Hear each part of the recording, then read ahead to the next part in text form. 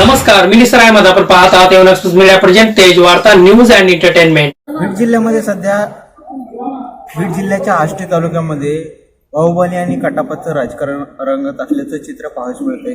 राष्ट्रवादी काँग्रेसचे उमेदवार बाळासाहेब आजबेंनी भाजपचे उमेदवार भीमराव धोंडे यांचा पराभव केला. त्यानंतर भीमराव धोंडे यांनी एक आयोजित कार्यक्रम घेऊन त्यामध्ये विधान परिषदेचे आमदार सुरेश धस यांनी माझं काम न करता कटप्पाने बाहुबलीला मारला असा विश्वासघात केल्याचा आरोप केला.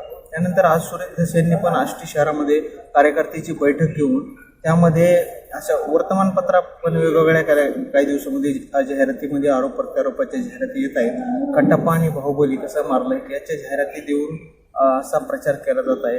यावेळी सुरेश धस यांनी बोलताना असं सांगितलं की जनता ही बाहुबली आहे आणि त्यांनी शेतुपतीचा मुंडका छाटलं असं चित्र आज पाहावयास मिळालं आणि या कार्यक्रमामध्ये पण तसंच बोललं गेलंय.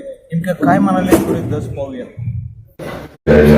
दिवाळी सणाच्या मी आपल्या सर्वांना शुभेच्छा देतो. कार्यकर्ता बैठक म्हणून आपण या ठिकाणी बोलवलं. मला एक आता महादेवाला जायला आहे तिथं बोलतो. मी प्रवीणची क्षमा मागणार आहे. प्रवीण बोलायचं म्हणत होता, राजाभाऊ खाडे इथं बोलायचं म्हणत होते, यशवंत खंडाले मला इथं बोलायचं म्हणत होते, अनेक मला वाटतं गोवर्धनराव ठोंबरे गोवर्धन कुठं बसलाय मला काय दिसलं नाही. परंतु मी म्हणलं आता तुम्ही थोडं थांबा. योगेश सानप तो बोलत असताना त्यांनी समोरच्या माणसाने काय बोललंय अशा पद्धतीने ते वाक्य वापरलेलं आहे. ते या सभा मंडपाचं किंवा त्याचं वाक्य नाही. कृपया त्याच्यामध्ये कोणाचा काही गैरसमज झाला असेल तर तो मनातून काढून टाका. होणार नाही गैरसमज, परंतु ती समोरची कोणाची जी भाषा असेल त्याच्याबद्दल त्यांनी ते वक्तव्य केलं असेल. आमचं कोणाचं वक्तव्य ते नाही. आमचं तसं वक्तव्य जाऊ शकत नाही, कारण आम्ही सर्व कार्यकर्ते मंडळी की माझं राजकीय कुठलंही भाषण बघा. हे पाणी पाहिजे मावलं आता फोडलंय का भरून आणलंय.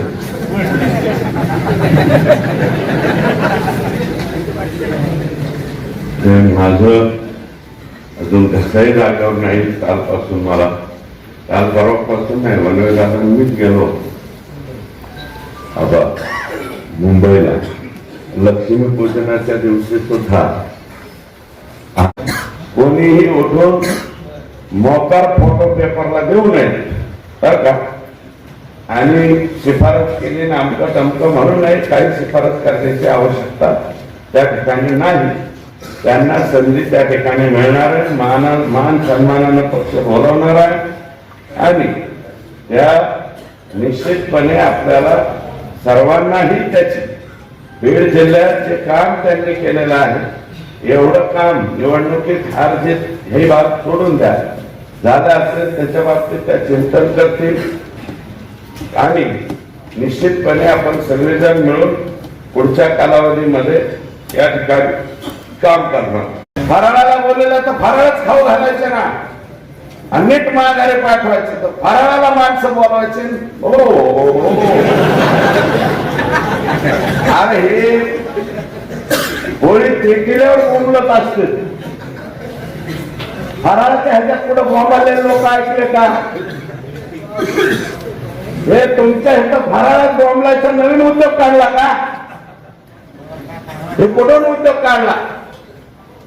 आणि तुम्ही आमचं म्हणणं आहे की आम्ही तुम्हाला प्रामाणिकपणे माझ्या बरोबर मी हे असं इकडं तिकडं बोलू नका. जरा मी 10,000 माणसं बोलतो, तुम्ही बी बोलवा आणि एकदा समोरासमोर होऊन जाऊ द्या. तुम्ही का पडले बरं का? अहो त्या दिवशी ते स्टेजवरती साहेब कोसळल्याच्या नंतर बीडमध्ये येऊन बीडमध्ये स्टेटमेंट करून रात्री 2 वाजता तुम्हाला मी तुमच्या घरी येऊन उठवलंय.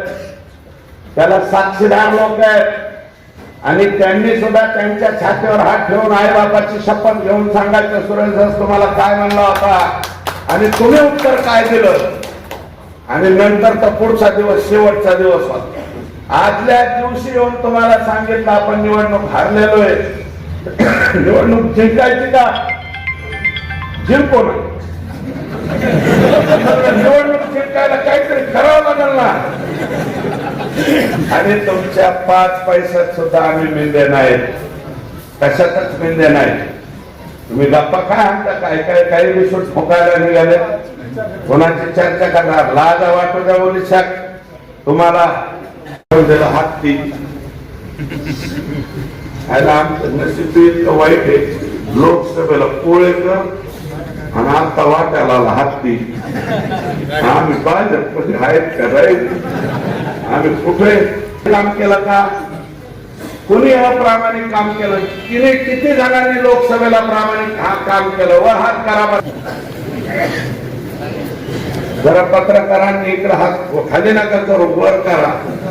बेईमानीने काम नाही केलं ना, आम्ही प्रामाणिकपणे लोकसभेला काम केलंय. जडून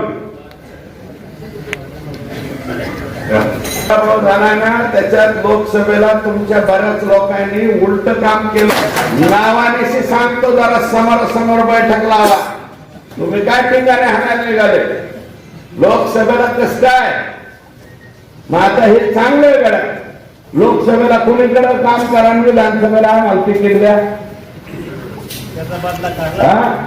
त्याचे परिणाम नाही झाले ह्याचे काही. तुम्ही जिल्हा परिषद पंचायत समितीला तिकीट दिलेले लोक नावानिशी सांगतो आम्ही. आजरात एवढे कोणाच काम करीत होत? लोकसभेला नफरवाडीचा सरपंच कोणाचं काम करीत होता? कोणाचं कार्यकर्ता आहे? तांबाराजुरीचं काय काम करते? टाकलं कुठे? ही तांबाराजुरी ह्याच्या विरोधीची पार्टी लोकसभेला कोणाचं काम करीत होत? आणि आता विधानसभा आली की लगेच कमळाचं काम. मग रिफ्लेक्शन होणार नाही. पाचंगीची ग्रामपंचायतीची निवड. माझ्यावरती आरोप करण्यापेक्षा माझी विनंती आहे पत्रकारांना आणि तुम्हाला सुद्धा, भीमराव धोंडेंचा विधानसभा निवडणुकीतला प्रचाराचा दौरा एका व्हॉट्सअपवर टाका बरं. अख्खा प्रचाराचा दौरा. मला मी स्वतः होऊन गेलो पुढं एवढ्याला, त्यांच्या सभेत गेलो, माझे सगळे कार्यकर्ते बोलवले. आमचा राजू पुढे भाषण केलं. राजू सुद्धा तिथं मानला, साहेब थोडंफार काय करावं लागेल. हा कोरड्या आघाड्या येते, काहीतरी खर्चा पाणी करायला पाहिजे. तर ते म्हणले आपण लोकांच्या आरोग्याची काळजी घेऊ. ते म्हणलं आरोग्याची काळजी घेत आणि मला एवढंच म्हणतात धोंडे साहेब, तुम्ही आष्टा गटापुरतं या बरं का. आष्टा गटापुरतं तुम्ही या बरं का. म्हणजे मी आणि जयदत्त धस, देवदास धस, आमचं धस कुटुंब आष्टा गटापुरतं मर्यादित असं ते म्हणा. जो दौरा केला तो दौरा जरा एकदा नीट तपासून बघा, तुमचे माणसं तपासून बघा. राजकारण असं करायचं असतं का? तुम्ही एक सलग सगळीकडे जायला पाहिजे. राम राम राम राम. 5 वर्षात तुम्ही नाहीच राम राम केला कोणाला बरं का. आणि आम्हाला पाडलं म्हणता. अहो त्या बडेवाडीचे लोक लाईटला चिटकून त्या बड्याचा माणूस गेला.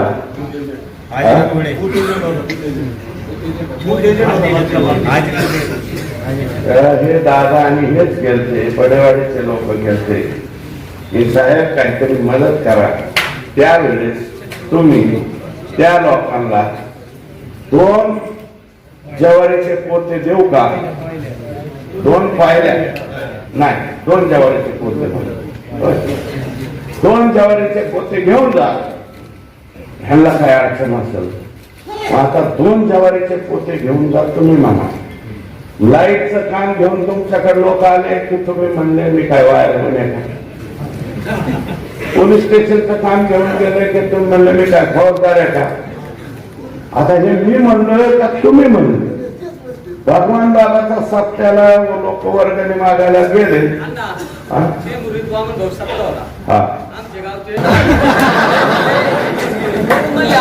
आता वामन हे त्या टेंभुर्णी गावातून सुद्धा तुम्हाला तिथं थांबून दिलं नाही. त्याला आम्ही दोषी आहेत का? बडेवाडीमध्ये तुम्ही कसं मानला, इथं वडझरीला तसंच मानला तुम्ही. सावरगाववाल्यांना म्हणले भगवान बाबाचा सप्ताह काय न ठेवायचा सांगितलं, बंद करा.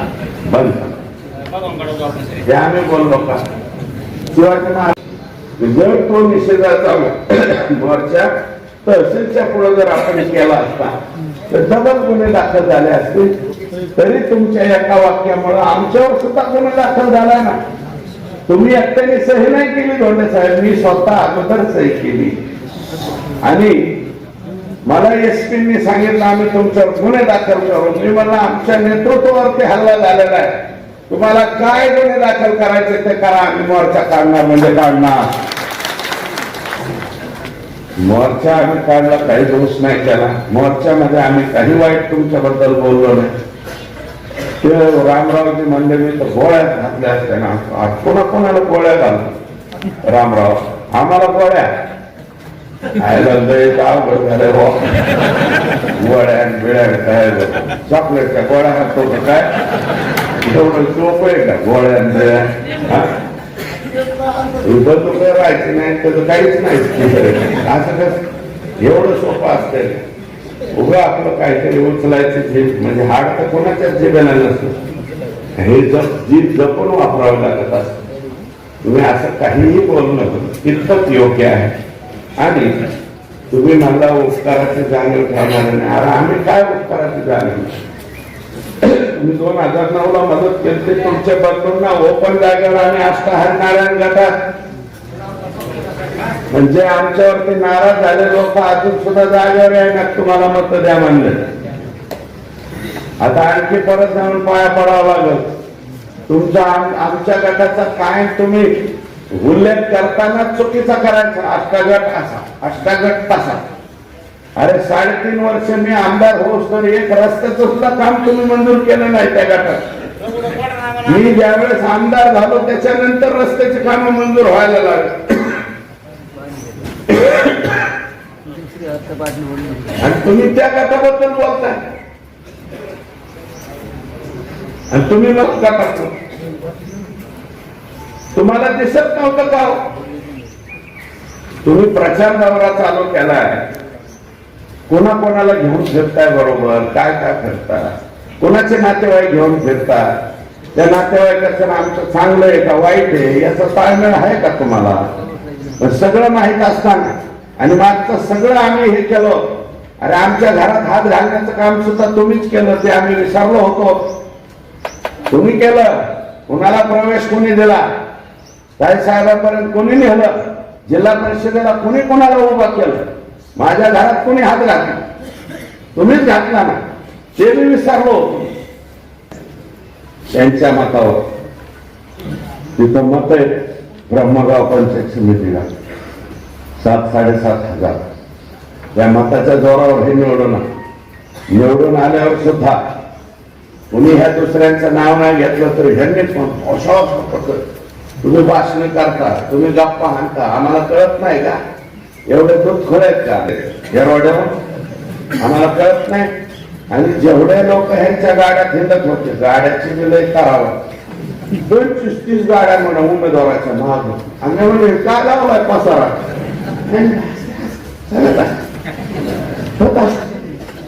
जात असते. आता लोक म्हणजे पडतच असते. काय अमोल राजे तर ते सुद्धा आला असतो, आला असता आपण म्हणले काही होत.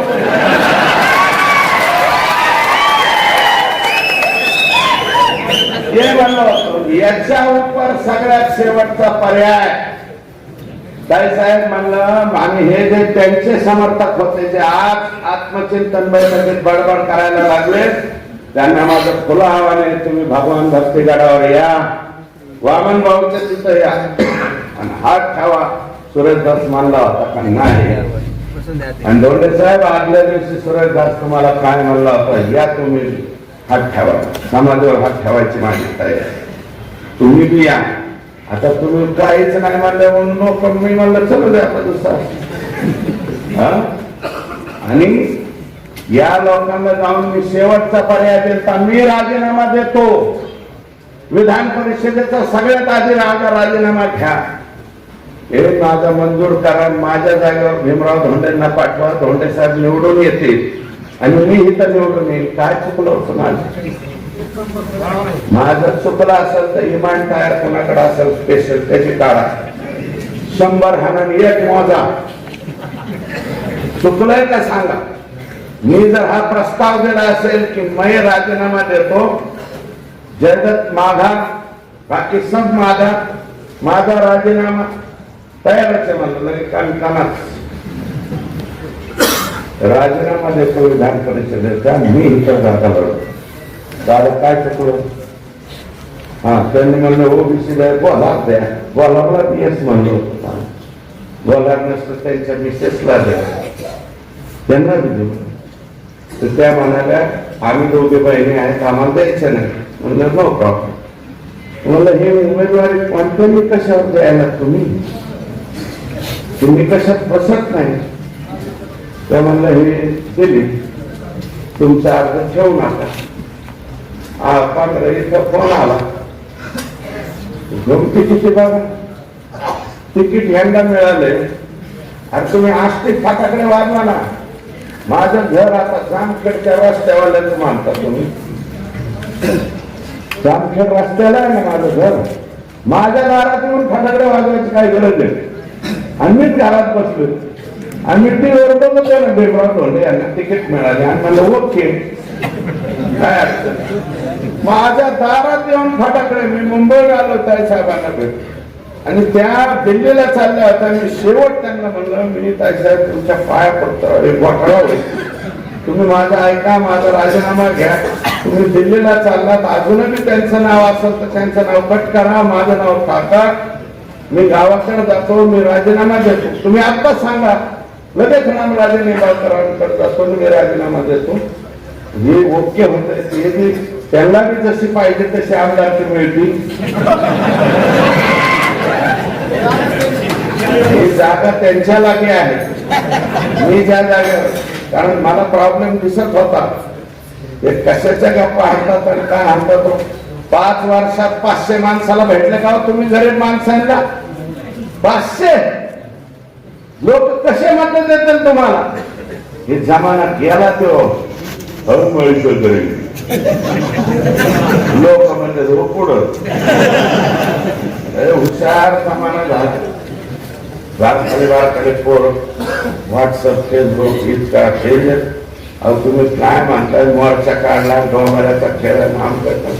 अरे ज्या नेतृत्वाच्या जेव्हा तुम्ही निवडणुका लढवता त्यांच्या निषेध त्यांच्यावरती झालेल्या हल्ल्याचा निषेध म्हणून जो मोर्चा काढला त्याला डोंगराचा खेळ म्हणतात. म्हणजे तुमच्या अकली कुठे चालल्या याचा काय ताळमेळ आहे का. तुम्हाला तिकीट मिळालं. माणसं तरी पाहिजेत ना दादा फटाकडे वाजवायला. पाठवड्यात 9 का 10 होते आणि शिरूर मध्ये सुद्धा 9 होते. 6 आणि माझे कार्यकर्ते शेजारी बसलेले त्यांना म्हणायचं नाही परवा इकडे या आपण फटाकडे वाजवू. आमच्या गटाला 14 वर्ष तुम्हाला तिकीट मिळालंय. भारतीय जनता पार्टीच्या लोकांना बोलवायला काय झालं मग तुम्हाला. तुम्हीच वाजवाय फटाकडे. आणि मी तुमच्या फेसबुक वरती टाकलंय तुमचे प्रेमी लोक सुरेश धासच्या मताची गरज नाही. आम्ही नाही टाकलं. तुमच्याच लोकांनी जे कोणी प्रेमी वेळ एक शिष्टमंडळ गेलं ताई साहेबांकडे. कुणाच्या म्हणण्यावर गेलं धोंडे साहेब. जयदत्तला अर्ज काढला म्हणायची गरज नाही. सुरेश धासची जयदत्तची लायकी नाही. हे शिरूरच्या चौकात कोण बोलत होतं दादा. दाखवतात कोण बोलत का नाही. बापरे सुरेश धासची लायकी नाही. फोन सुद्धा करू नका आणि फोन सुद्धा करणार नाही. अर्ज काढून घेतल्यावर फोन सुद्धा केला नाही. आपोआप अर्ज काढला म्हणलं का नाही. कोण म्हणलं धोंडे साहेब तुमचे प्रेमी डॉक्टर तिथं म्हण. हे सगळं ऐकल्याच्या नंतर आमच्या काही लोकांची डोके उलटी पालटी फिरकली असतील तर त्याला आम्ही काय करावं सांगा बरं. हे वागणं कसं आहे तुमचं?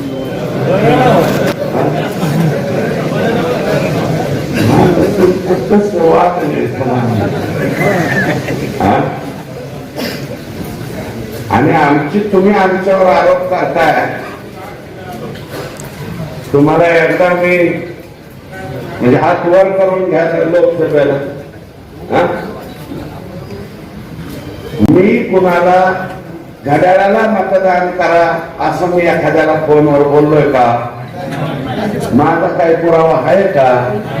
असला तर धोंडे साहेब तो पार्टीच्या ऑफिसला नेऊन दाखवा, आहे का? एखादा तरी पुरावा पाहिजे का नाही? पण माझ्याजवळ तुमचा पुरावा, तुमचीच क्लिप आहे. तुम्ही गळ्यात भाजपचा पगामचा घातला आणि 21 तारखेला घड्याळाला मतदान करा असं तुम्हीच मानला.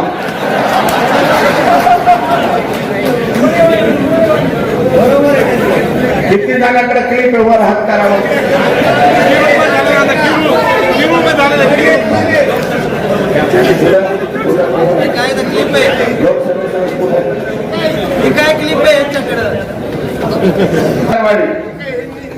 त्या मोरेवाडीमध्ये माझ्याजवळ आता सुद्धा आहे. तुम्ही स्वतः 75च्या गळ्यात आहे, तुम्हीच उमेदवार आहे आणि 21 तारखेला घड्याळाला मतदान करा असं तुम्हीच म्हणाला. मी कुठं म्हणलो का? मग एखाद्या वेळेस तुम्ही जे म्हणाला त्याला जर लोकांनी प्रतिसाद दिला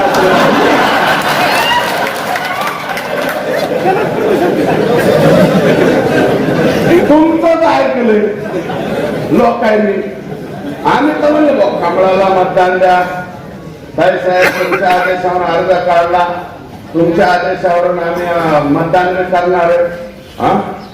तुम्हाला आमची शेवटच्या अर्ध्या दिवसापर्यंत गरज सुद्धा वाटली नाही.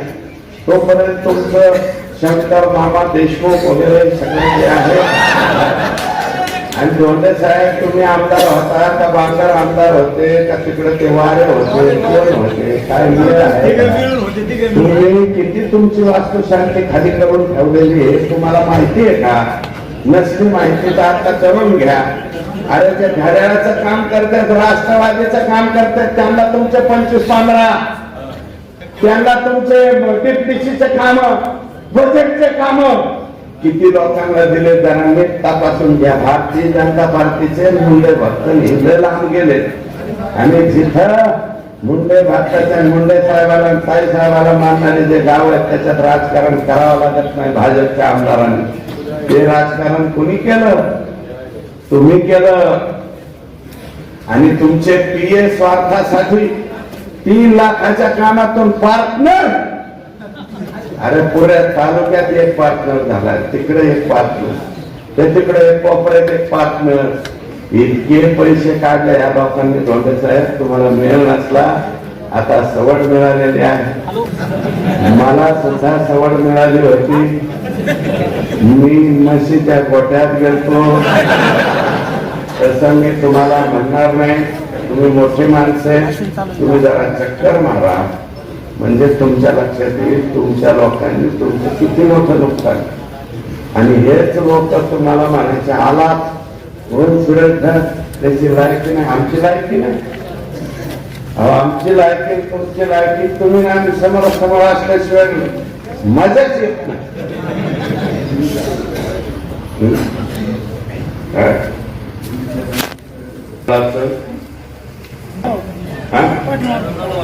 हे तुमच्याच कार्यकर्त्यांनी धोंडे साहेब छापले. आम्ही आणलं का? याच्या मागे काय? त्याच्या मागे पवार साहेबांनी घड्याळे. काय तुमची यंत्रणा? आता लोक इकडच्या भागाच्या इकडला काय तिकडे पवार साहेब आहे, तिथं अजित दादा आहेत आणि इथं घड्याळ शिंदे. मग कदाचित लोकांनी इकडं पाहायचं इकडं पाहायचं आहे ना. मागे हे तुमच्याच कार्यकर्त्यांनी वाटलंय. आपण तुम्ही छापलंय का? आमचा आणि तुमच्या निवडणुकीचा काही संबंध. तुम्ही जेवढं सांगितलं तेवढं आम्ही केलं. मोर्चा काळात 3-3 गाड्या आणा तेवढा. म्हणजे त्याचं पाहिजे असेल की तुम्ही तिकडे तिकडं पाहिजे.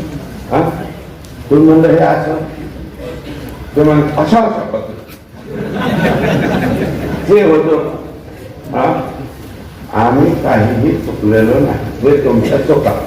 हे कोणाला छापायला लावलं होतं धोंडेसाठी? कोणाचं आहे? हे मागं गाड्याला माझे दादा शरद पवार साहेबांचा फोटो आणि इकडं भारतीय जनता पार्टीचं चिन्ह, मागं गाड्याचं बी. म्हणजे तुम्ही ज्यांच्याकडे छपाई राहतात त्यांची सुद्धा किती निष्काळजीपणा आहे याचं सुद्धा भान तुम्हाला राहिलं नाही. आणि तुमच्या जवळचे जे हे बाहुबली कटाप्पाच्या जाहिराती देण्यात यांना सुद्धा त्यांनी घात केला. पण माहेशमती राज्याच्या प्रमुखाकडून आदेश आला तेव्हा त्यांनी घात केला. इथं काय माहेशमती हे उद्या त्याला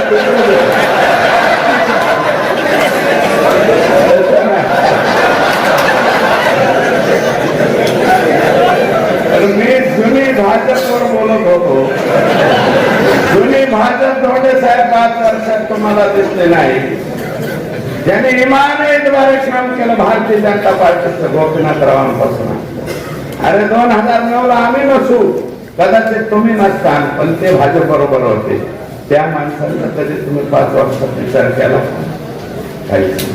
पत्रकार मंडळी दरम्यान हे थांबा जरा कडे हो गमून रे, अरे थोडा वेळ घाली सांग. पत्रकार विचारायला गेले, साहेब आता इलेक्शन आलं, प्रत्येकाचं थोडस मागणी घेऊन पत्रकारांना काय विचारायचं, पेपरवाल्यांना काय विचारायचं, आम्ही म्हणलो का तुम्हीच म्हणलो. मग आता त्यांनी चालू केलं, नका का वर्गणी नाही, वर्गणी चालू झाली. पेपर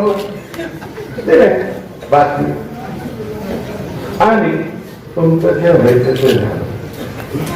तुम्ही जे काही थोडे पत्रकार सांभाळलेले आहेत त्यांचं जरा आतून नीट तपासून घ्या, बाहेरचे नाही.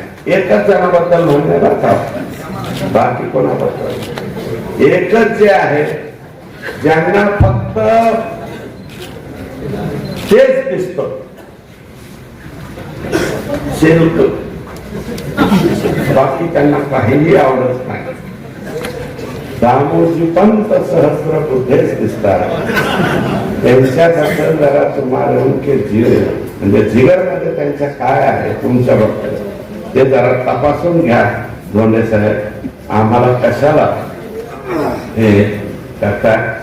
आता मी 2 मिनिटं सरपंचाचं सांगितलं, बरेवाडीचं राक्षस भवन म्हणून एक गाव आपलं शिरोडचा, गांधी चौकात, शिरोडच्या दत्ता पाटील गांधी चौक, गांधी चौकात सभा भाऊ, आणि गांधी चौकात ते म्हणले काय हे राक्षसाचे वंशज आहेत का? राक्षस वंशकर राक्षसाचे वंशज आहेत. आता ते गावात कसे बंद पडते काय इथं काय राक्षस राहतेच का असं मी बोलले. आणि कोणाचे प्रवेश कोण? अरे माझ्या बरोबरचा कार्यकर्ता तो तुमच्या बरोबर आला, त्याचा लगेच भाजपमध्ये प्रवेश.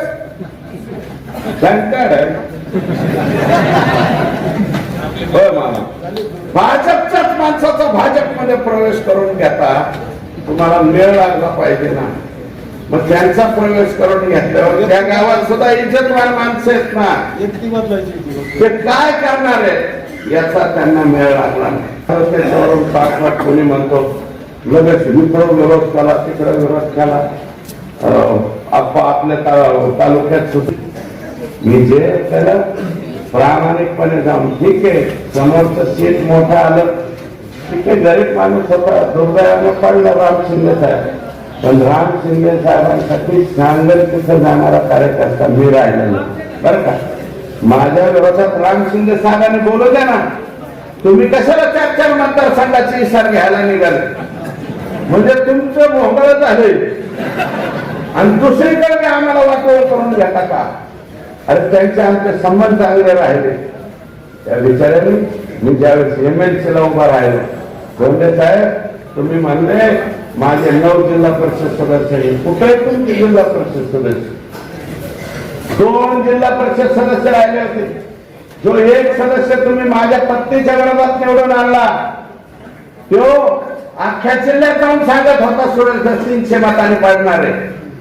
आणि दुसरा जिल्हा परिषद सदस्य मतदानाला त्याच्या गाडीत जातो.